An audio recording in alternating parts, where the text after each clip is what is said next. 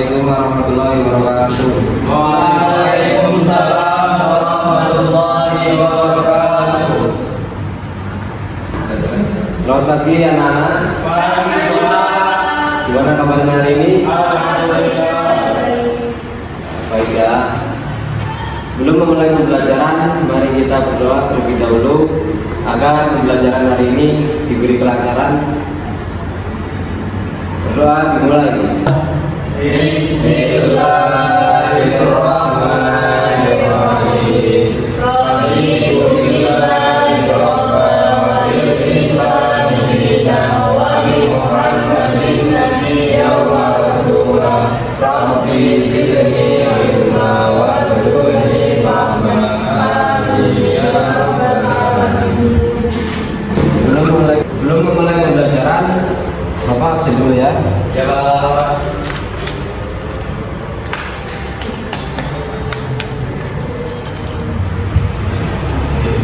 Muhammad Taufik Rahman. Hadir Pak. Muhammad Yusuf. Muhammad Kamal Musammin. Karna Mela. Karnila ini hadir semua ya. Baik, materi pada pagi hari ini itu tentang toharoh. Sebelum masuk ke materi, Bapak akan menjelaskan tujuan pembelajaran kita.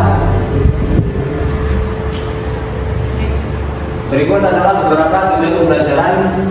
Yang pertama itu peserta didik mampu menjalankan pengertian toharoh sesuai syariat Islam secara tepat. Dan yang kedua yaitu peserta didik mampu melakukan pelaksanaan toharoh sebagai perintah dalam syariat Islam secara benar. Dan yang ketiga, peserta didik mampu menganalisis perbedaan antara hadas dan najis secara akurat. Dan yang keempat, peserta didik mampu memperhatikan tata cara toharoh dari hadas dan najis secara benar. Dan yang kelima, peserta didik mampu melaksanakan ketentuan toharoh dari hadas dan najis sesuai syariat Islam dengan tepat. Yang keenam yaitu peserta didik mampu menerapkan adab bersuci secara benar dalam kehidupan sehari-hari. Yang ketujuh, peserta didik mampu berperilaku kehidupan bersih sebagai implementasi hikmah toharoh dalam kehidupan sehari-hari. Berikut adalah tujuan pembelajaran pada materi hari ini. Diharapkan peserta didik setelah melakukan pembelajaran pada hari ini bisa menerapkan beberapa tujuan pembelajaran tersebut. Selanjutnya yaitu pengertian toharoh. Toharoh berasal dari bahasa Arab yang berarti bersuci. Bersuci dilakukan untuk mensucikan diri dari hadas dan najis. Kegiatan bersuci dari najis ini meliputi mensucikan badan, pakaian, tempat dan lingkungan yang menjadi tempat segala aktivitas. Jadi toharoh itu membersihkan atau mensucikan badan kita dari segala perkara najis atau hadas. Dalam Al-Quran saja sudah dijelaskan tentang mengenai toharoh. Bisa dibacakan Mas Taufik? Bismillahirrahmanirrahim. Innallaha yuhibbut tawwabin wa yuhibbul mutatahhirin. Artinya sesungguhnya Allah menyukai orang-orang yang bertaubat dan menyukai orang-orang yang mensucikan diri. Baik, terima kasih. Nah, dalam Al-Quran saja sudah dijelaskan sesungguhnya Allah menyukai orang-orang yang bertaubat dan menyukai orang-orang yang mensucikan diri. Toharoh dari hadas yaitu hadas secara bahasa berarti peristiwa. Secara istilah hadas itu keadaan tidak suci pada diri seorang muslim yang menyebabkan dia tidak diperbolehkan beribadah. Hadas juga terbagi menjadi dua, yaitu hadas besar dan hadas kecil. Hadas kecil yaitu adalah keadaan tidak suci pada diri seorang muslim yang dapat disucikan dengan berwudu atau tayamum pada keadaan tertentu. Di sini tahu, ada yang tahu gimana cara yang berwudu? Ya Pak.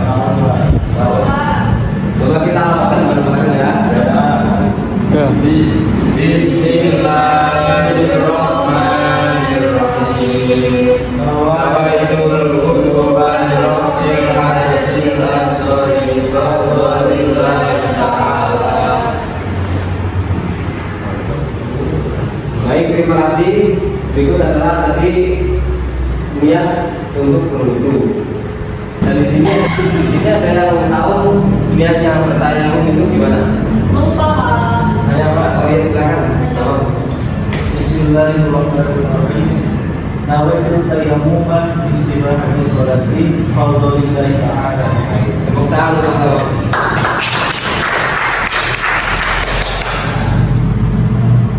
Tadi yang kalian lafalkan adalah beberapa niat untuk berwudu dan tayamum. Di sini ada keadaan-keadaan yang membuat ada kecil. Yang pertama itu keluar satu dari dua jalan atau lubang, yaitu kubur dan lubur, seperti buang air kecil, buang air besar, dan buang angin.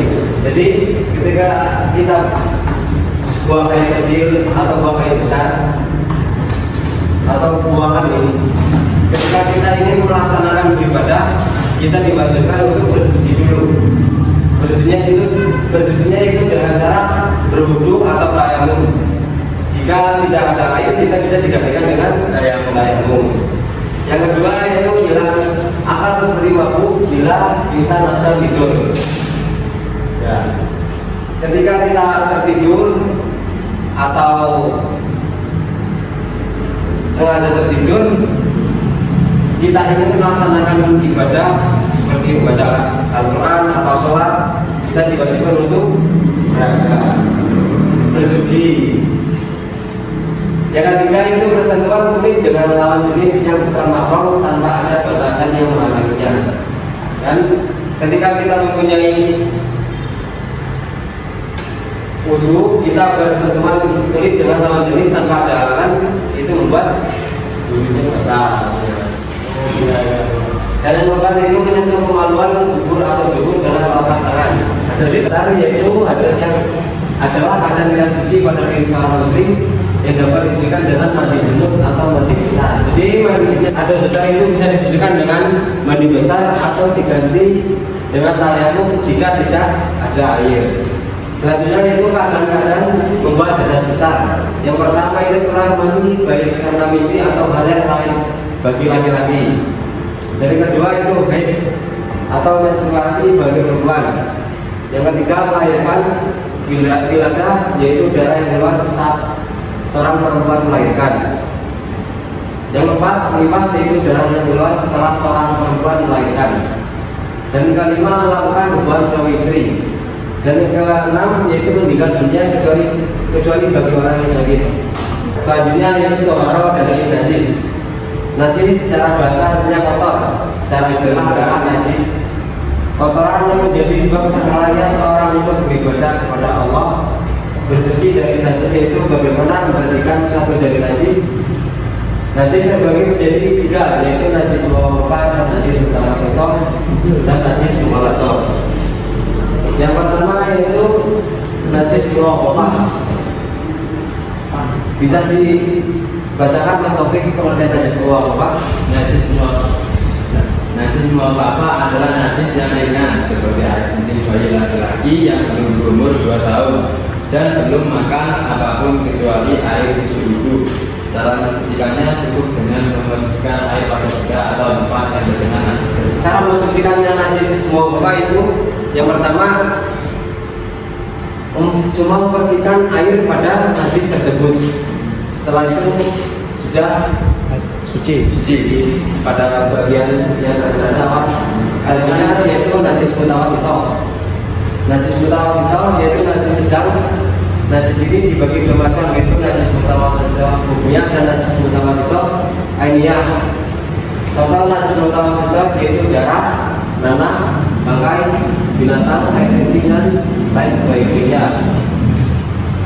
Selanjutnya itu yang pertama najis mutawasithah hukumiyah adalah najis yang gigi ini ada tapi tidak nyata. Cara mensucikannya adalah cukup dengan mengalirkan air pada benda atau tempat yang terkena najis. Jadi najis mutawasithah itu najis tidak ada wujudnya tapi ada baunya atau rasanya. Cara mensucikannya cukup dengan mengalirkan air pada bagian yang terkena najis. Barangkali di ruangan tidak terbau tidak ada bentuknya tapi bau bersin. Cuma mengalirkan air pada bagian atau tempat yang terkena najis untuk mensucikan najis tersebut. Selanjutnya itu najis mutawasithah aliyah adalah najis yang tanpa wujudnya dan bisa diketahui oleh bau maupun rasanya. Cara mensucikannya adalah menghilangkan wujud, rasa, warna, dan baunya menggunakan air suci. Jadi wujud ini ada dan ada wujudnya dan ada rasa atau baunya. Jadi mensucikannya itu dengan cara menghilangkan najis tersebut dengan bisa dengan kain atau serabat kelapa ya, serabat kelapa. Habis itu dialirkan air pada tempat yang terkena najis tersebut.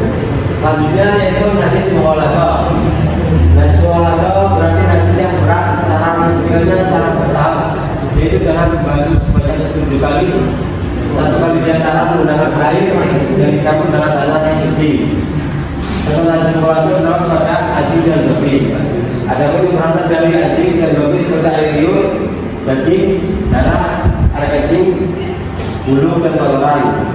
Nah, di sini najis mughalladzah itu najis berat dan cara mensucikannya itu dengan cara bertahap. Yang pertama yaitu jangan menyiramkan air yang bercampur tanah pada bagian yang terkena najis 1 kali dan 6 kali siramkan dengan air biasa. Habis itu sudah suci pada bagian yang terkena najis. Apakah sudah paham semuanya? Ya. Baik, setelah ini Bapak akan mengasih satu pertanyaan kepada anak-anak, yaitu sebuah kasus. Ada nama siswa yang bernama Michael. Michael itu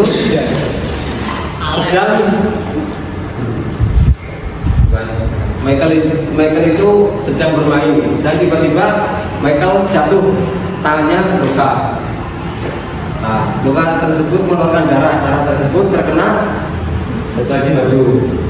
Bagaimana cara Michael mensucikan baju tersebut? Bisa Mas Taufik jelaskan ke depan. Jadi cara mensucikannya itu ketika baju kita kena darah itu kita guyur ya, kita guyur dengan air. Bagaimana caranya biar darah itu hilang, tidak ada wujudnya, tidak ada rasanya. Terima kasih Mas Taufik. Ya Pak. Kesimpulan pada materi hari ini, toharoh atau bersih adalah syarat wajib dalam ibadah Islam yang berarti membersihkan diri dari hadas dan najis.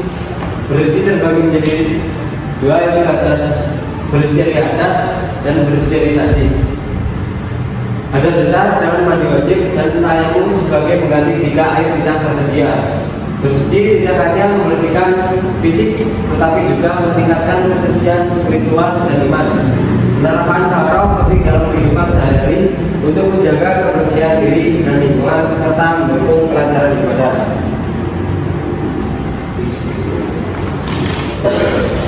Sekian materi pada hari ini. Semoga materi yang Bapak sampaikan bisa bermanfaat bagi kita semua. Sebelum menutup pembelajaran pada hari ini, kita tutup dengan berdoa. Berdoa dimulai. Alhamdulillah.